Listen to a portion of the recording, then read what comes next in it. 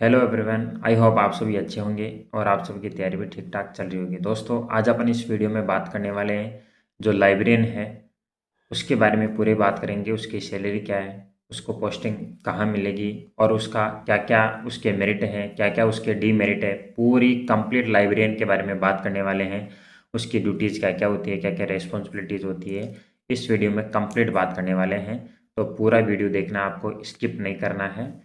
और जो भी नए हैं उनको चैनल को सब्सक्राइब करना तथा अपने दोस्तों में शेयर करना है। तो दोस्तों, बिना किसी देरी के अपन इस वीडियो को स्टार्ट करते हैं। दोस्तों, अपन बात करें जो लाइब्रेरियन होता है वो टीजीटी के समान ही उसका लेवल होता है। और इसके लेवल की बात करें, लेवल 7 होता है। दोस्तों, लाइब्रेरियन का जो लेवल होता है वो लेवल 7 होता है। और इसकी ग्रेड पे की बात करें, 4600 ग्रेड पे की नौकरी होती है लाइब्रेरियन।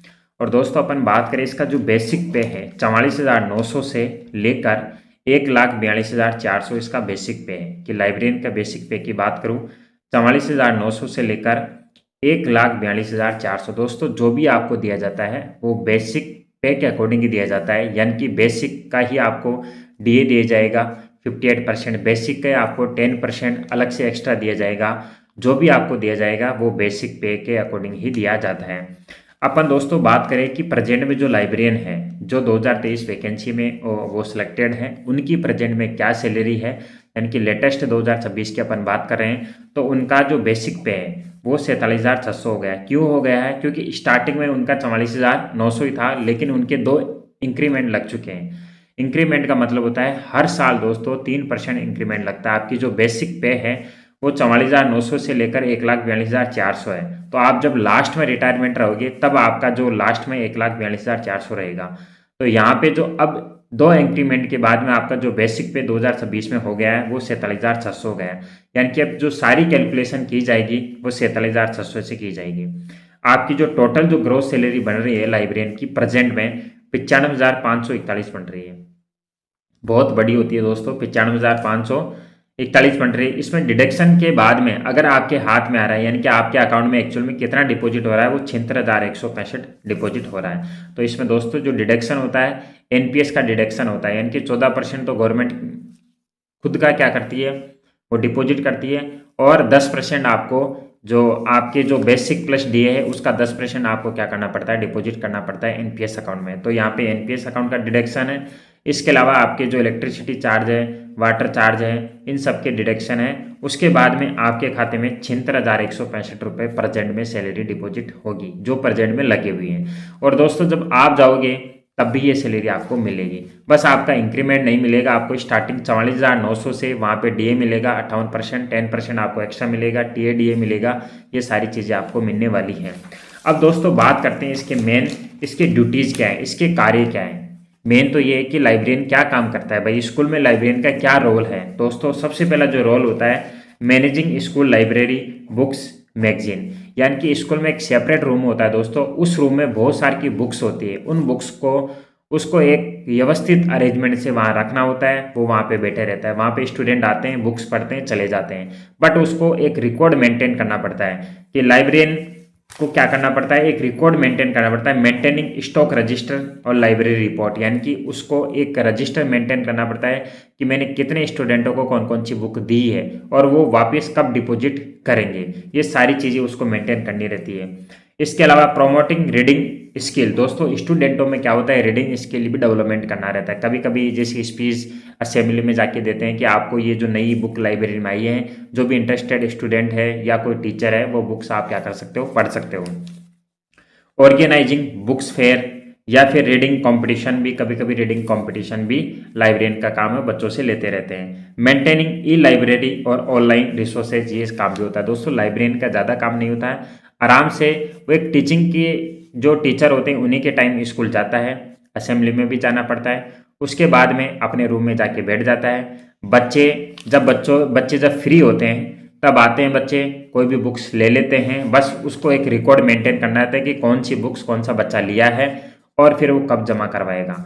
दूसरी बात है कि लाइब्रेरी में जो बुक्स है वो खुद के अकॉर्डिंग भी मंगवा सकते हैं, या पर्टिकुलर अगर कोई सब्जेक्ट की बुक मंगवा रहे हैं तो वो पर्टिकुलर टीचर से क्या कर लेते हैं, उन बुक्स का नाम की लिस्ट ले लेते हैं। जैसे यहाँ पे कोई भी कॉमर्स की बुक मंगवाएंगे तो वो मुझसे पूछेंगे कि सर कौन सी बुक्स मंगवाना है, तो मैं उनको लिस्ट दे दूंगा। ऐसे ही मैथ वाले टीचर को मैथ की बुक्स के बारे में पूछ लेते हैं। और अगर कोई भी जैसे उपन्यास वगैरह बुक्स हैं तो वो सेल्फ ही सर्च करके या किसी से पूछ से वो बुक्स मंगवाते रहते हैं।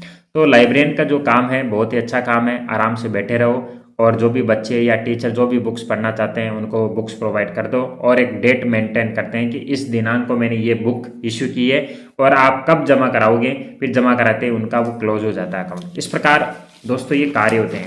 अब मैं बताता हूँ कि जो लाइब्रेरियन के मेरिट क्या है, फायदे क्या है, ये जॉब करने के क्या क्या फायदे हैं। दोस्तों एक तो आपकी जो गवर्नमेंट जॉब है, परमानेंट गवर्नमेंट जॉब है, गुड सैलरी मिल रही है आपको, क्योंकि आपको दोस्तों 95,000 आपकी ग्रोस सैलरी है, 95,000 प्लस, यानी कि 1 लाख में केवल 5,000 है। अगर आपका 8वें पे कमीशन लागू हो गया उसके बाद में दोस्तों सैलरी बहुत अच्छी सैलरी होने वाली है। तो और आपकी जॉब सिक्योरिटी भी है दोस्तों। रेजिडेंशियल कैंपस की ऑल फैसिलिटी मिलती है, यानी कि आपको भी दोस्तों एक सेपरेट आपको क्वार्टर की फैसिलिटी मिलेगी, मेस में आप खाना भी खा सकते हो। पूरी जो टीचर को फैसिलिटी मिलती है वो सारी फैसिलिटी आपको लाइब्रेरियन को मिलती है दोस्तों। बहुत सारी की कमेटियाँ होती हैं, उन कमेटियों में भी आपको शामिल किया जाता है। आप रेजिडेंटल स्कूल में रह रहे हो तो रेजिडेंटल के सारे जो वर्क होते हैं उनमें आपको इंक्लूड किया जाता है। रेस्पेक्टेबल टीचिंग एनवायरनमेंट होता है दोस्तों। सेंट्रल गवर्नमेंट के ऑल जो बेनिफिट होते हैं वो आपको मिलते हैं।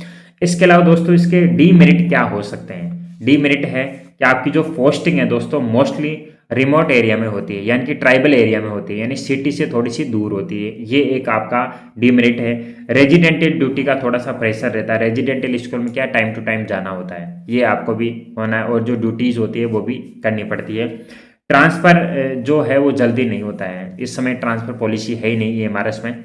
और limited promotion opportunity compare to teaching post है। टीचिंग पोस्ट के कंपेयर करें तो इसमें जो प्रमोशन होते हैं वो लिमिटेड ही होते हैं। इस प्रकार दोस्तों आज मैंने लाइब्रेरियन के बारे में आपको बताया। इसके अलावा कुछ कुछ लाइब्रेरियन इंटरेस्टेड होते हैं क्लास लेने में, तो वो प्रिंसिपल को बोल सकते हैं सर क्योंकि लाइब्रेरियन इस समय फ्री रहता है, भाई स्कूल में आके बैठना होता है तो वो क्लास भी ले लेते हैं, इसमें कोई बड़ी बड़ी बात नहीं है। अगर आप इंटरेस्टेड हो तो आप 6, 7, 8, 9, 10 तक आप क्या कर सकते हो, क्लास भी ले सकते हो, या अदर एक्टिविटी में भी आपको शामिल किया जाता है। क्योंकि लाइब्रेरियन का ज़्यादा वैसे तो आपका जो मेन वर्क रहता है वो पुस्तकालय से रिलेटेड ही रहता है, फिर भी आप जो रेजिडेंटल स्कूल है कुछ अदर वर्क भी आपको करने पड़ते हैं। आई होप आपके सारे डाउट क्लियर हो गए होंगे। कुछ स्टूडेंटों के कमेंट आ रहे थे सर लाइब्रेरियन की जॉब प्रोफाइल क्या है, सैलरी क्या है, तो मैंने सैलरी आपके दोस्तों इन हैंड इस समय 76,195 रुपये आपको मिल रही है सैलरी। इसके अलावा दोस्तों जो बात करें आपकी जो ग्रॉस सैलरी है 95,541 है, आपकी जो बेसिक पे है वो 47,600 है।